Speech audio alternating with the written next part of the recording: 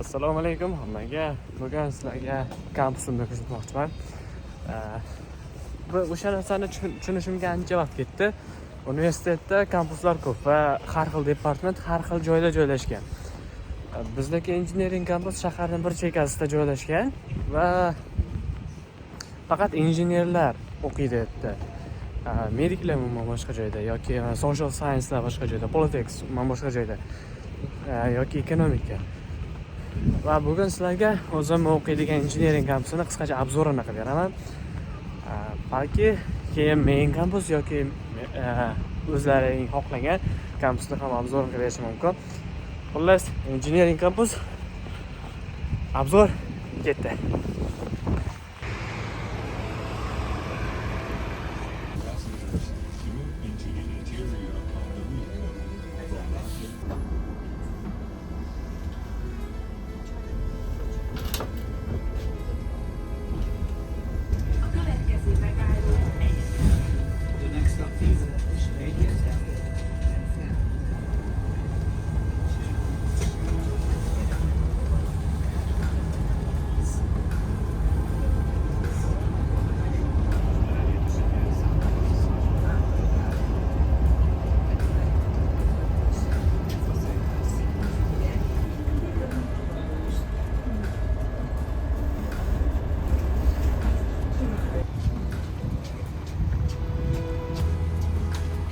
Bilmadim, hamma universitetlarda bo'lsa kerak, bizda ham bitta jeep turadi. Va xonimlar va janoblar, welcome to Automotive Campus. Bu bizning universitet kampusi. Yon tomondan ko'rinish. Bu 10 qavatli yotoqxona. O'quvchilar ishlayotib, universitetimizga to'g'ri kelib ketaveradi. Yotoqxona olinmaganda esa flat olishadi. Universitetga kirib kelishda hech kim tekshirmaydi, student kartasi yoki registratsiyasi bormi yo'qmi. Shuning uchun bemalol kirib darslarga to'g'ri qatnashaveramiz va umuman olganda boshqa disiplinadagi o'quvchi bo'lib turib, boshqa fandagi o'quvchi bo'lib turib ham boshqa masalan avtomobilga kelib qatnashib ketishi mumkin. Hech nima qilmaydi, ya'ni hech nima o'zgarmaydi. Eshitgan, men oldin ham boshqa sohadagi bola boshqa sohani darsini shunchaki test qilish uchun kirib ketgandi. Lekin o'zim sinab ko'rmadim, xo'sh ketgacha lekin qiziq. Misol uchun sinab ko'rgan bo'lardim. Men bitta sohalar balki social science va politics. Biz men qo'ldamiz. Hozir olganimiz tarafda entrance bo'ladigan bo'lsa, bu yer allu deb ataladi, ya'ni bir kirishdagi koridor.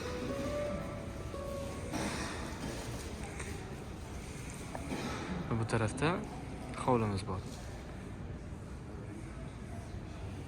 Mana shu narsa kirib kelgandan hammani xayolini tortadi.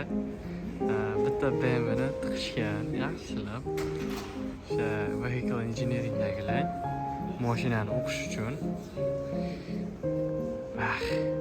Zoya, mashina zoya, BMW.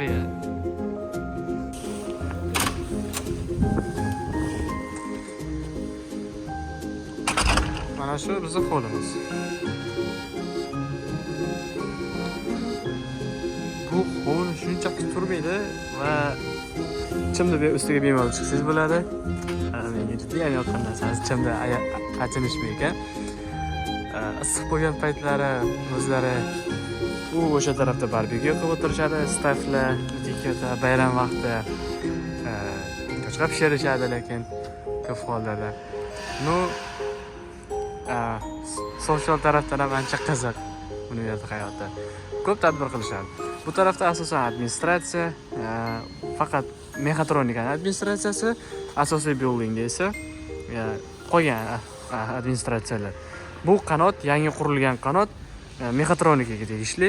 Mexatronikadan bizning sertifikationimiz bor xalqaro. Excellent Research Infrastructure Network in Hungary. Human-centered technologies in mechatronics and robotics. Tushunmayman nima ekan, nega sertifikashingiz bor.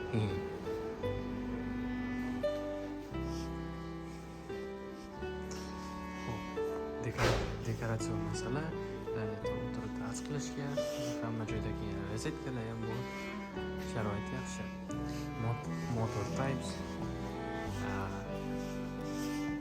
Bizning sohada umuman olganda har xil sistemalar va ularni avtomatlashtirish bizning sohamiz bo'ladigan bo'lsa, bu sistema o'zini o'zi kontrol qilishi va muammo bor joyni avtomatik aniqlashi kerak.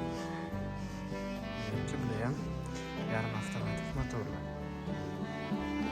Bu yerda qolgan o'quvchilarni boshqa ishlari ham bor. Bu aviatsiya qanday ishlashi bo'yicha dekoratsiya hozir. Qanot turi va uni aerodinamikasi test qilinadi. Bu yerda tarafdan shamollaydigan bo'lsa, iplarni boshlaydi. Har xil qanotlar aerodinamikasi test qilinadi. Keyin menga juda yoqgan tarafi, universitet bilan ko'plab kompaniyalar yaqinda ishlar ekan. Homiylik qiladi tadbirlariga yoki o'zlari job fair o'tkazib turadi. Bu universitetni ham qo'ldan kelgancha resurslar davlatga qarab qolmasligiga yordam beradi. Wow. Can you see it?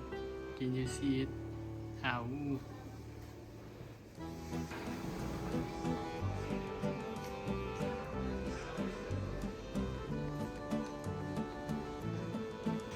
Adashmasam bu yer mechatronika laboratoriyasi, lekin kirmaganman. Ruxsat ham bor deb o'ylayman, shuning uchun asta olib ketaveramiz.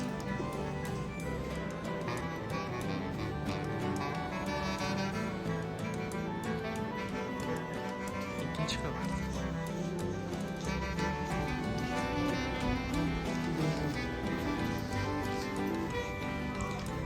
Shunaqa darslarga joylar ko'p.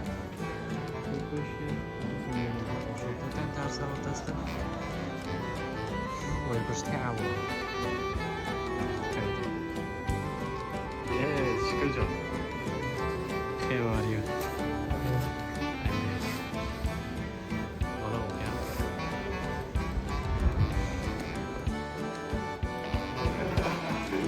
Bu qanot, adashmasam coding, ya'ni software engineering qanot bo'lishi kerak. Bu tomon esa umumiy va arxitektura qurilishi.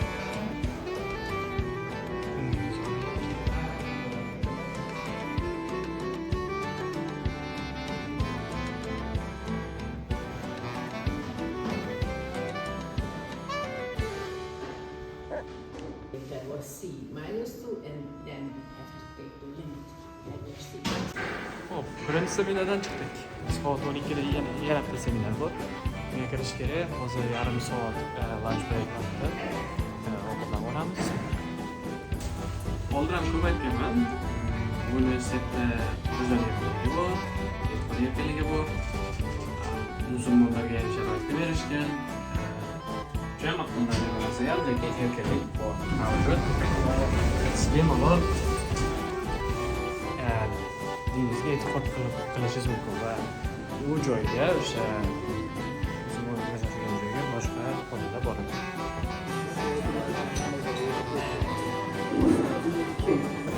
Oshxonaga xush kelibsiz. Bu yerda biz ovqatni isitib olib, yeb, yana darsga ketamiz.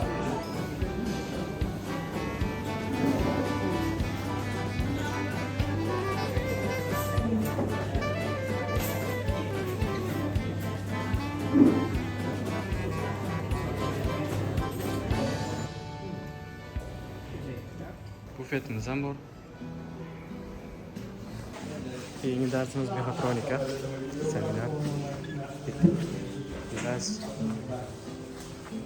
2 soatcha seminar bo'ladi. Undan keyin yana ozroq vaqtimiz bo'ladi kampusda aylanishga.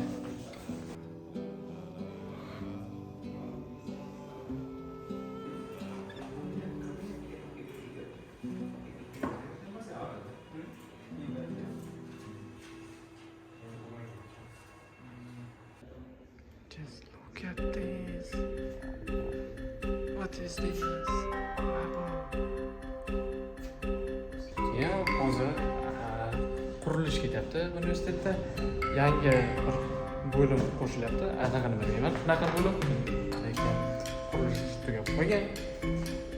Ben asosiy eng eski asosiy qismini ham qaytadan ta'mirlashyapti ekan. Shuning uchun hamma qismini ham ko'rsatganim yo'q. Lekin yetarli informatsiya berdim deb o'ylayman. Qurilish ham deyarli bitib bo'lgan va asosiy qurilishga qo'shilib ketish kerak. O'sha montaj ishlari ketyapti faqat adashmasam. Va ichini bezatishsa menimcha bo'ldi. Yangi qurilish.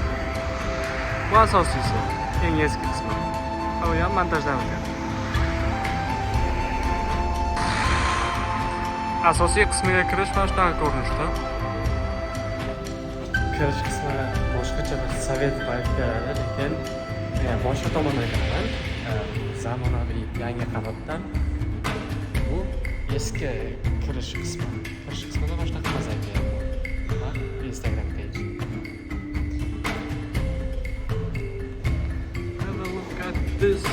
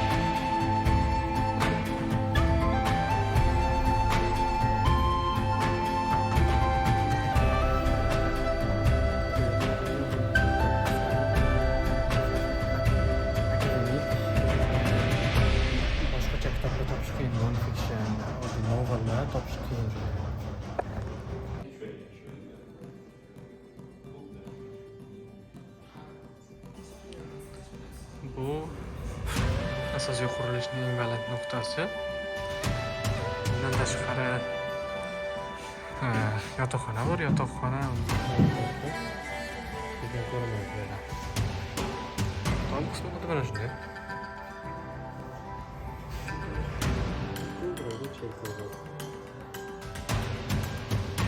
Endi bundan keyin yana qanaqa kampuslarda obzor qilsak bo'ladi.